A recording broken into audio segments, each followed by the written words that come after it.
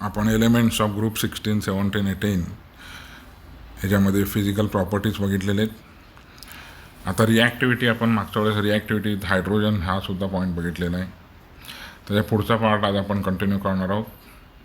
ह्याच्यामध्ये पहिला आहे reactivity of group 16 element towards metal बरोबर ग्रुप 16चे रिॲक्शन कसे होतात.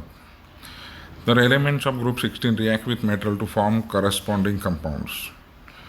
फॉर एक्झाम्पल ॲल्युमिनियम मेटल बरोबर जर ऑक्सिजनची रिॲक्शन केली तर Al2O3 ॲल्युमिनियम ऑक्साईड फॉर्म होतं. कॉपर मेटल बरोबर सल्फरची रिॲक्शन जर झाली तर कॉपर सल्फाईड तयार होतं. किंवा मॅग्नेशियम मेटल बरोबर सेलेनाईडची रिॲक्शन जर केली तर मॅग्नेशियम सेलेनाईड तयार होईल. तर अशा पद्धतीने ग्रुप 16चे एलिमेंट मेटल बरोबर त्यांचे करस्पॉन्डिंग कंपाऊंड फॉर्म करतात. हे एक मार्काचे क्वेश्चन परीक्षेमध्ये येऊ शकतात. What is the action of copper on sulphur, किंवा what is the action of oxygen on aluminium, किंवा what is the action of selenium on magnesium. असे एक मार्काचे हे क्वेश्चन येऊ शकतात. आणि म्हणून हे सर्व रिॲक्शन सोपे रिॲक्शन आहेत. हे सर्व तुम्हाला लक्षात ठेवावं लागतील. तर अशा पद्धतीने ग्रुप 16 मध्ये ऑक्सिजन असेल, सल्फर असेल, सेलेरियम असेल, हे मेटलबरोबर रिॲक्ट करून त्यांच्यापासून करस्पॉन्डिंग त्यांचे कंबाईन होऊन कंपाऊंड्स फॉर्म होतात. हे जर ग्रुप 17बद्दल जर बघितलं आपण तर ग्रुप 17 बघा. Elements of group 17 react with metals instantly to give metal halides. 17 जो ग्रुप आहे तो हायली रिॲक्टिव्ह ग्रुप आहे. कारण ह्याचं रिझन तुम्हाला माहीत आहे. जे आउटरमोस्ट ऑर्बिटमध्ये फक्त 7 इलेक्ट्रॉन्स आहेत. यांना ऑक्टेट कंप्लीट करण्यासाठी फक्त 1 इलेक्ट्रॉनची गरज आहे. आणि त्यामुळं सोडियम बरोबर क्लोरीनची इन्स्टंट लगेच फास्ट रिॲक्शन होते आणि त्यापासून सोडियम क्लोराईड तयार होईल. ह्याच्यामध्ये सोडियम 1 इलेक्ट्रॉन क्लोरीनला देऊन टाकतो आणि आयोनिक बॉन्ड फॉर्म होतो. तसंच मॅग्नेशियम स्वतःचे 2 इलेक्ट्रॉन दिल्यामुळं MgBr2 तयार होईल. तर हे सुद्धा एक मार्काच्या परीक्षेमध्ये विचारले जाणारे क्वेश्चन आहेत. त्यानंतर ionic character of halide decreases in the order. Mf सगळ्यात जास्त ग्रेटर आहे आयोनिक कॅरेक्टर. त्यानंतर आहे MCl, M मीन्स मेटल. त्यानंतर आहे HBr आणि सगळ्यात कमी असणार आहे Mi, म्हणजेच काय तर मेटल आणि आयोडीनचं कॉम्बिनेशन NaI किंवा NaBr. तर आयोनिक कॅरेक्टर सगळ्यात जास्त असणार आहे फ्लोराईडमध्ये, मेटल फ्लोराईड, आणि सगळ्यात कमी आहे मेटल आयोडाईडमध्ये. त्यानंतर याच्या पुढचा पार्ट आपण बघणार आहोत तो म्हणजे ॲलोट्रॉपी. ॲलोट्रॉपी म्हणजे काय तर एकापेक्षा जास्त स्टेटमध्ये एखादा एलिमेंट जर असेल तर त्याला म्हणलं जातं ॲलोट्रॉपी. फॉर एक्झाम्पल ऑक्सिजन आपल्याला माहीत आहे. Oxygen has 2 ॲलोट्रॉप. ऑक्सिजन तुम्हाला अवेलेबल होतो ऑक्सिजन O2 फॉर्ममध्ये आणि ओझोन फॉर्ममध्ये, O3 फॉर्ममध्ये. तर एकच एलिमेंट ज्यावेळेस एकापेक्षा जास्त कंपाऊंड किंवा जास्त स्टेटमध्ये अवेलेबल होतो त्या सगळ्यांना ॲलोट्रॉपी असं म्हणलं जातं. Sulphur exist in a number of allotropic form. सल्फरचे भरपूर ॲलोट्रॉपिक फॉर्म आहेत. त्यापैकी महत्त्वाचं आहे rhombic sulphur and second is monoclinic sulphur. हे 2 इम्पॉर्टंट ॲलोट्रॉप्स आहेत सल्फरचे आणि हे दोन्ही नॉन मेटॅलिक आहेत. Selenium exist in 2 allotropic form, red selenium and grey selenium. त्यालाच नॉन मेटॅलिक सेलेनियम आणि मेटॅलिक सेलेनियम असं सुद्धा म्हणलं जातं. यामध्ये सल्फरचे ॲलोट्रॉपिक जे आहेत हे बघा, जर आपण दोघांचं distinguish between rhombic sulphur and monoclinic sulphur असं जर क्वेश्चन आलं तर यातले कुठलेही 4 पॉईंट तुम्हाला लिहायचे आहेत. Rhombic sulphur is also called alpha sulphur and monoclinic sulphur is also called beta sulphur. या दोघांचं कलरचं जर डिस्टिंग्विश केलं तर रॉम्बिक सल्फर जो आहे तो पेल येलो कलर आहे आणि मोनोक्लिनिक जो आहे तो एकदम ब्राईट येलो, म्हणजे रॉम्बिक सल्फर हा फिक्कट पिवळा कलर आहे आणि मोनोक्लिनिक सल्फर जो आहे तो एकदम डार्क ब्राईट कलरचा येलो सॉलिड आहे. शेप जर बघितलं तर रॉम्बिक सल्फरचा ऑर्थोरॉम्बिक क्रिस्टल, तुम्ही सर्व सॉलिड स्टेटमध्ये क्रिस्टलचे शेप बघितलेला आहात. मोनोक्लिनिक सल्फरचा शेप जो आहे तो needle shaped monoclinic crystal. Melting पॉईंटमध्ये दोघांचा फरक किती आहे बघा. मेल्टिंग पॉईंट रॉम्बिकचा आहे 385.8, मोनोक्लिनिकचा आहे 393 केल्विन. डेन्सिटी 2.069 आणि इकडे आहे 1.989. Solubility insoluble in water but soluble in CS2. मोनोक्लिनिकचं सुद्धा सेमच आहे. Monoclinic also insoluble in water but soluble in CS2, म्हणून हा डिस्टिंग्विशिंग पॉईंट असणार नाही. स्टॅबिलिटी जर बघितलं तर it is stable below 369 kelvin and transforms to beta sulphur above this temperature. 369 केल्विनच्या पुढं जर त्याला हीट केलं तर रॉम्बिक सल्फरचं कन्वर्शन मोनोक्लिनिक सल्फरमध्ये होतं. तर monoclinic sulphur is stable above 369. Same आहे. मोनोक्लिनिकला जर तुम्ही 369पेक्षा जर खाली टेम्परेचरला कूल केलं तर ह्याचं कन्वर्शन अल्फा सल्फरमध्ये होतं. त्यानंतर स्ट्रक्चरमध्ये 8 सल्फरचे ॲटम आहेत. S8 मॉलिक्यूल असं म्हणलं जातं. Having puckered ring structure. Puckered ring म्हणजे क्राऊन शेप स्ट्रक्चर असतं, ज्याच्यामध्ये एक ॲटम वरच्या साईडला, दुसरा ॲटम जरा खाली असतो, परत तिसरा ॲटम थोडासा वर असतो.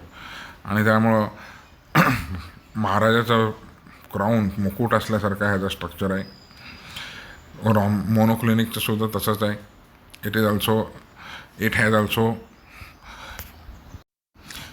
Also puckered ring structure. Method of प्रिपरेशनमध्ये it is prepared by evaporation of roll sulphur in CS2.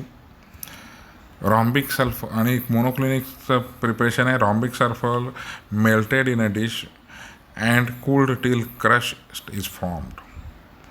2 holes are made in the crust and remaining liquid is poured out to give needle shaped crystals of beta sulfur.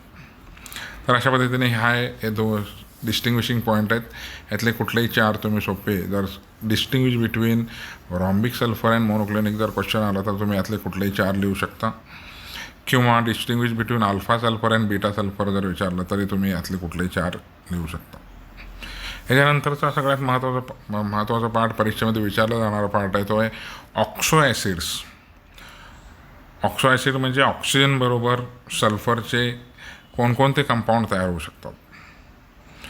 The combination of oxygen and sulphur is called oxo acid of sulphur. Sulphur forms a number of oxo acid. Some of them are unstable and cannot be isolated. काही इतके unstable आहेत की त्यांना तुम्ही isolate म्हणजे त्यांना तुम्ही त्या रिॲक्शनमधून बाहेर काढू शकत नाही. They are known to exist in aqueous solution or in the form of their salts. काही महत्त्वाचे सल्फरच्या ऑक्सो ॲसिडचं स्ट्रक्चर दिलेलं आहे. हे एक मार्काला स्ट्रक्चर तुम्हाला परीक्षेमध्ये विचारले जाऊ शकतील, म्हणून हे स्ट्रक्चर तुम्ही प्रॅक्टिस करणं गरजेचं आहे. फॉर एक्झाम्पल सल्फ्युरस ॲसिड H2SO3 जर बघितलं तर सल्फर बरोबर एक डबल बॉन्ड ऑक्सिजन आहे, 2 OH ग्रुप आहेत, टेट्रायडल स्ट्रक्चर आहे आणि वर एक लोन पेअर ऑफ इलेक्ट्रॉन आहे. हे जर सल्फ्युरिक ॲसिड H2SO4 जर बघितलं तर सल्फर बरोबर 2 डबल बॉन्ड, 2 ऑक्सिजन सेपरेट बरोबर फॉर्म करतो आणि 2 सिंगल बॉन्ड OH बरोबर आहेत. तसंच पायरोसल्फ्युरिक ॲसिड और डायसल्फ्युरिक ॲसिड H2SO3 ह्याचं स्ट्रक्चरसुद्धा बघा, मध्ये ऑक्सिजन सिंगल बॉन्ड आहे. त्यानंतर 2 सल्फर ज्याला दोघांना 2 ऑक्सिजन डबल बॉन्ड फॉर्म केलेले आहेत आणि एक सिंगल बॉन्ड OH आहे. तर हे सर्व स्ट्रक्चर तुम्हाला प्रॅक्टिस करावं लागतील आणि हे लक्षात ठेवावं लागतील. दुसरी ह्याला काही लक्षात ठेवण्याचं किंवा सांगण्यासारखं असं वेगळं असं मेथड नाही आहे. हा पूर्ण स्ट्रक्चर किंवा हा पूर्ण चॅप्टर फक्त तुम्ही वाचल्यानंतर तुम्हाला समजतो, काही अवघड नाही आहे. फक्त हे स्ट्रक्चर वगैरे तुम्हाला प्रॅक्टिस करावं लागतील. चौथा स्ट्रक्चर आहे पेरॉक्सी मोनोसल्फ्युरिक ॲसिड H2SO5. ह्याचं स्ट्रक्चर जर बघितलं तर सल्फरबरोबर 2 ऑक्सिजन डबल बॉन्ड फॉर्म करतात, एक OH आहे आणि एक HOO ग्रुप आहे आणि त्यामुळे याचं स्ट्रक्चरमध्ये ऑक्सिजन जास्त आहे. H2SO5 असं स्ट्रक्चर आहे. आणि शेवटचं आहे पाचवा आहे पेरॉक्सी डायसल्फ्युरिक ॲसिड. ह्याचा मॉलिक्युलर फॉर्म्युला S2H2O8. हे सर्व तुम्हाला मॉलिक्युलर फॉर्म्युला आणि त्याचं स्ट्रक्चर लक्षात ठेवावं लागतील. MCQला तुम्हाला क्वेश्चन विचारलं शकेल, the molecular formula of peroxy disulphuric acid is, तर करेक्ट आन्सर असणार आहे S2H2O8. ह्याचं स्ट्रक्चर बघा तुम्ही, 2 सल्फर आहेत, मध्ये ऑक्सिजन सिंगल बॉन्ड आहेत, दोन्ही सल्फरला 2 OH ग्रुप आहेत, दोन्ही सल्फरला एक ऑक्सिजन डबल बॉन्ड फॉर्म करतो आणि दोन्ही सल्फरवर एक लोन पेअर ऑफ इलेक्ट्रॉन्स आहेत. त्यानंतर शेवटचं आहे थायोसल्फ्युरिक ॲसिड H2H2O3. ह्याचं स्ट्रक्चर जर बघितलं तर 2 सल्फर एकमेकावर डबल बॉन्ड फॉर्म केलेले आहेत, एक सल्फर ऑक्सिजनबरोबर डबल बॉन्ड आहे आणि 2 OH group single bond form करतात. तर हे सर्व स्ट्रक्चर तुम्हाला लिहून प्रॅक्टिस करावं लागतील आणि ह्या स्ट्रक्चरबरोबर ह्याचा मॉलिक्युलर फॉर्म्युलासुद्धा तुम्हाला लक्षात ठेवावं लागतील. आता त्याच पद्धतीने ऑक्सो ॲसिड्स ऑफ हॅलोजन बघूयात आपण. Halogen forms several oxo acids. Only 4 oxo acids have been isolated in pure form. भरपूर ऑक्सो ॲसिड असलं तरी सध्या फक्त 4च ऑक्सो ॲसिड्सचं आयसोलेशन केलं आहे, म्हणजे त्यांना रिॲक्शनमधून सेपरेट करता आलेलं आहे. ते 4 आहेत हायपोफ्लोरस ॲसिड HOF, दुसरा आहे पर क्लोरिक ॲसिड HClO4, त्यानंतर तिसरा आहे आयोडिक ॲसिड HiO3 आणि मेटा पिरियॉडिक ॲसिड H2IO6. हे 4 जे आहेत ते आयसोलेट करता आलेले आहेत आत्तापर्यंत सक्सेसफुली. बाकीचे जे आहेत ते जरी रिॲक्शनमध्ये तयार होत असतील तर हे अनस्टेबल असतात, त्यामुळं ते रिॲक्शनमधून बाहेर काढता आलेले नाही आहेत अजून. The other are stable only in aqueous solution or in the form of their salt. ते सॉल्टमध्ये किंवा ॲक्वेस सोल्युशनमध्येच राहतात. त्यांना जर आयसोलेट करण्याचा प्रयत्न केला की ते अनस्टेबल असतात, ते डिस्ट्रॉय होतात. आता ह्या ऑक्सो ॲसिडचे काही स्ट्रक्चर दिलेले आहेत. फॉर एक्झाम्पल हायपोक्लोरस ॲसिड HOCl जर बघितलं तर HOCl ऑक्सिजनमध्ये आणि ऑक्सिजन दोन्हीकडे एक हायड्रोजन आणि क्लोरीनबरोबर बॉन्ड फॉर्म केलेला आहे. क्लोरस ॲसिड HClO2 किंवा HOClOसुद्धा म्हटलं जातं आणि OClOमध्ये H single bond O single bond Cl double bond O असा स्ट्रक्चर आहे, झिगझॅग टाईप स्ट्रक्चर आहे. क्लोरिक ॲसिड HClO3 ह्याच्यामध्ये सुद्धा hydrogen single bond oxygen single bond chlorine आणि हा क्लोरीन 2 ऑक्सिजनबरोबर 2 डबल बॉन्ड फॉर्म करतो. त्यानंतर आहे पर क्लोरिक ॲसिड, त्याचं फॉर्म्युला आहे HClO4. जास्त रिॲक्शनमध्ये वगैरे आपण पर क्लोरिक ॲसिड बऱ्याच रिॲक्शनमध्ये आपण वापरतो आणि ह्याच्यामध्ये जर बघितलं तर ऑक्सिजन आणि हायड्रोजनमध्ये सिंगल बॉन्ड आहे, त्यानंतर ऑक्सिजन आणि क्लोरीनमध्ये सिंगल बॉन्ड आहे आणि हा chlorine 3 ऑक्सिजनबरोबर 3 separate double bond form करतो. तर अशा पद्धतीने असे टोटल ऑक्सो ॲसिड्स ऑफ हॅलोजनमध्ये आपण 4 स्ट्रक्चर स्टडी करायचं आहे. हे सर्व ऑक्सो ॲसिड क्लोरीनचे आहेत. आता या पार्टमध्ये आपण आज काय काय स्टडी केलेलं आहे, तर महत्त्वाचं पार्ट आपण बघितलं आहे रिॲक्शन विथ मेटल्स. मेटलच्या ग्रुप 16 बरोबरचे रिॲक्शन आपण स्टडी केले. ग्रुप 17 बरोबर मेटलचे रिॲक्शन काय होतात हे स्टडी केलं आहे. ॲलोट्रॉपीमध्ये आपण ऑक्सिजनचं 2 ॲलोट्रॉप आहेत, ऑक्सिजन O2 आणि ओझोन O3.